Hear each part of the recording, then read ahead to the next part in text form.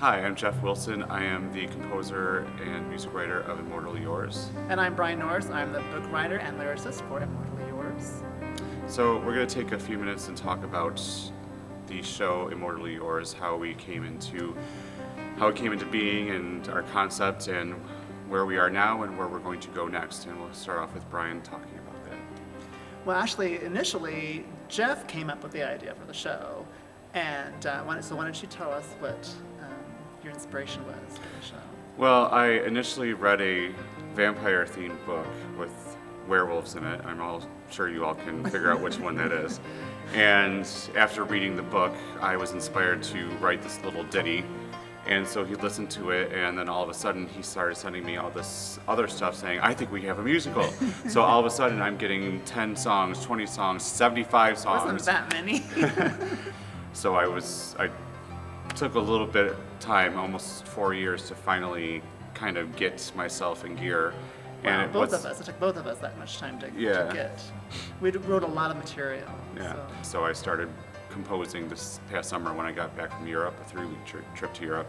Came back, was inspired, started flowing out of my head, and in between classes and free periods at Aquinas, where I teach, where we are right now, I just started writing and composing, and weekends and 2 o'clock in the morning and stuff like that just started coming. And this past Christmas, I sent Brian a text saying it's done. So after that, we decided to start looking into doing read-throughs and sing-throughs, and we just finished our first sing-through this past Sunday here at Aquinas, and we're very surprised to hear what it sounded like and get people's reactions, and for the most part, people's reactions were very excited to hear more.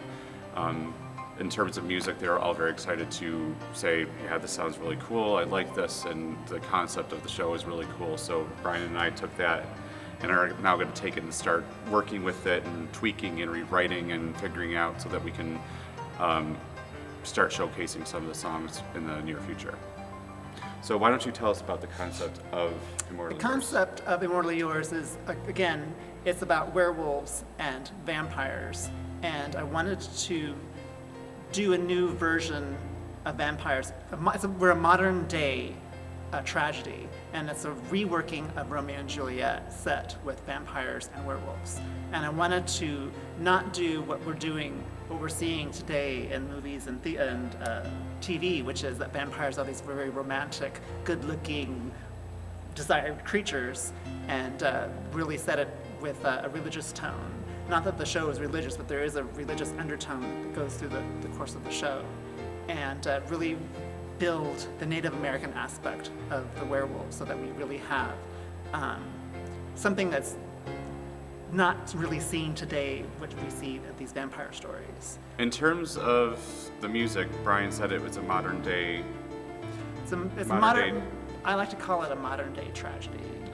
And the thing that's great about it is that there really isn't anything like our show that's currently playing on Broadway that's ever been really seen on Broadway. And that's our goal, is to eventually get to Broadway. The closest thing that I can think of that our show comes to is Blood Brothers, the musical. But it's set in the 60s, again, but it's more contemporary. And we're not trying to be a rock musical, we're not trying to be a pop opera, but it's very operatic in style. And but again, it's contemporary, it's modern day. And I like what you said when I asked Jeff how he would explain his music, and he said to me it was... I can't remember. You can't remember? You said it was classical. You said it was classical with a contemporary twist. Classical with a contemporary twist, and yes. I had always envisioned my lyrics as being contemporary, but with a classical, theatrical twist. So I thought that was a kind of a cool comparison. Yeah, and as I was thinking about the music, I'm a pianist and a vocalist, so my primary instrument is voice and piano, so I wanted the music to really reflect my love for piano, and I really wanted to reflect my love for singing as well.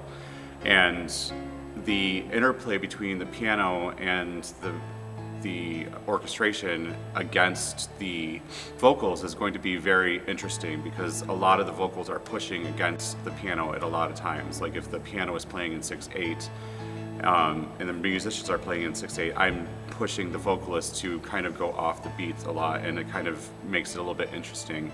So it's not necessarily, the most craziest written score, but I was trying to channel Beethoven a lot as I was doing it as well. A lot of runs, a lot of that Baroque style of music, Mozart, Beethoven, all that feeling of beautiful melodies and also the beautiful orchestration as well. So I think that's really going to be kind of cool as we kind of see the inception of that happening. So Yeah, and I've always envisioned the lyrics as being more of a classical theatrical sense, in the sense that in the 20s and 30s and 40s, where there were actual pop songs, because pop songs originally originated in theater, and then rock and roll came, and then they sort of went two different directions. And I wanted to bring that sense of pop-driven music to the lyrics, but not that it was sounded popish. Right. Of course, it wouldn't sound popish with the music, but it was No. just the idea, the concept of that. So, and I think that really makes it